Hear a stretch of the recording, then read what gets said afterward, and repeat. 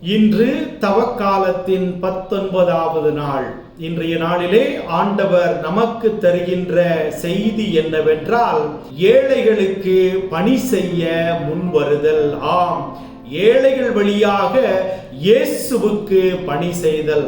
யார் யாரெல்லாம் ஏழைகளுக்கு பணி செய்ய முன் வருகின்றார்களோ அவர்கள் இயேசுவுக்கு பணி செய்ய முன் வருகின்றார்கள். இன்றைய நாளிலே நம்முடைய கண்களை திறப்பதற்காகவும் நம்முடைய இதயத்தை திறப்பதற்காகவும் ஆண்டவர் ஆசைப்படுகின்றார். அனாதைகள், ஆதரவற்றவர்கள், வேண்டாம் என்று ஒதுக்கி வைக்கப்பட்ட மனிதர்களுக்கு மனித நேயங்களை கொடுப்பதற்காக, இரக்கத்தை கொடுப்பதற்காக, இந்த ஏழைகள் வழியாக இறைவனை காண்பதற்காக ஆண்டவர் இன்றைய நாளிலே நமக்கு அழைப்பு கொடுக்கின்றார். ஆம் அன்புக்குரியவர்களே, ஏழைகள் வழியாக இறைவனை நேசித்த ஒரு புனிதை இந்த உலகத்தில் இருந்தார் என்றால் கண்டிப்பாக நமக்கு தெரிந்த புனிதை அன்னை தெரசா தான். அவரை பற்றிய பல குறிப்புகள் உங்களுக்கு தெரியும். இருந்தாலும் நான் கேள்விப்பட்ட ஒன்றை நான் உங்களுக்கு சொல்லுகின்றேன்.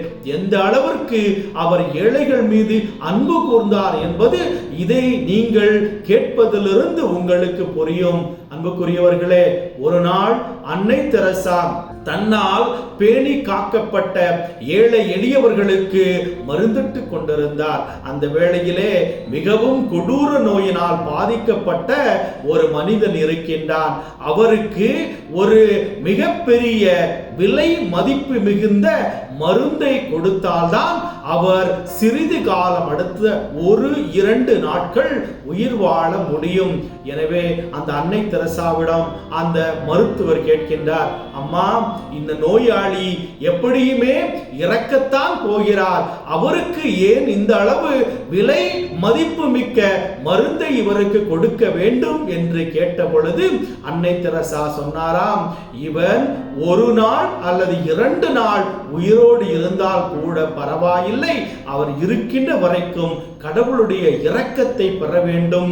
எனக்கு பணம் அதிகம் கிடையாது, அதனுடைய மதிப்பு அதிகம் கிடையாது, மாறாக நான் இந்த ஏழையை நேசிக்கின்றேன் என்று சொல்லி அந்த விலை மதிப்பு மிக்க அந்த மருந்தை அந்த நோயாளிக்கு செலுத்த சொன்னாராம். அன்புக்குரியவர்களே, அந்த நோயாளிக்கு செலுத்திய பிறகு அந்த நோயாளி அன்னை தெரசாவை கையெடுத்து கும்பிட்டு, அம்மா, உங்களுக்கு நன்றி என்று சொல்லி அவர் பெருமிதம் அடைந்தார். அடுத்ததாக அந்த நோயாளி அன்னை தெரசாவை பார்த்து நன்றி சொல்லிக் கொண்டிருக்கின்ற வேளையிலே அன்னை தெரசா அந்த நோயாளியை பார்த்து சொன்னாராம், மகனே, நீ கலங்காதே, விண்ணகத்திலே உன்னை வரவேற்பதற்கு கடவுள் தயாராக இருக்கின்றார். எனவே நீ உன்னுடைய எதிர்காலத்தை பற்றி கவலைப்படாமல் நீ உன்னுடைய மனசாட்சிக்கு பயந்து வாழ்ந்த தருணங்களை நீ கடவுள் முன்னி எடுத்து கூறு, கடவுள் உன்னை வரவேற்பார் என்று சொன்ன பொழுது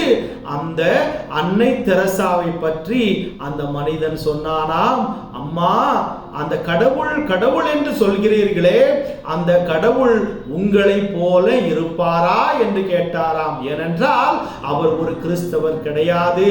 இயேசுவை பற்றி இங்கொன்றும் அங்கொன்றுமாக கேள்விப்பட்ட ஒரு நபர்தான். இவருக்கு தெரிந்ததெல்லாம் இயேசுவனுடைய பணியை அபரிமிதமாக, அழகாக, தத்துவமாக செய்யக்கூடியவர் அன்னை தெரசா. ஆனால் அன்னை தெரசாவை பற்றி அவர் கேட்ட கேள்வி அன்னை தெரசாவின் உள்ளத்தை உருக்கியதாம். உங்களை போல அந்த கடவுள் இரக்கமுள்ளவராக இருப்பாரா என்று.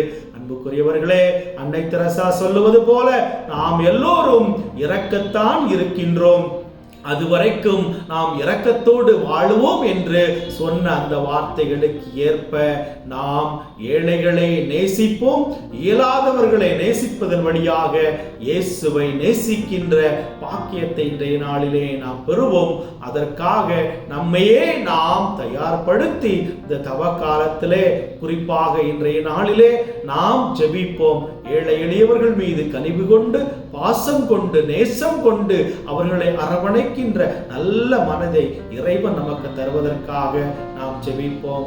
அன்புக்குரியவர்களே, நீங்கள் பார்த்து கொண்டிருக்கின்ற இந்த காணொளி உங்களுக்கு உங்களுடைய தவக்கால வாழ்வுக்கு துணையாக இருந்ததென்றால் நீங்கள் இந்த தமிழ் பைபிள் டிவி சேனலை சப்ஸ்கிரைப் செய்து உங்களுடைய நண்பர்களுக்கும் அனுப்பி வைத்து எங்களுக்கு உதவுமாறு கேட்டுக்கொள்கிறேன். God bless you.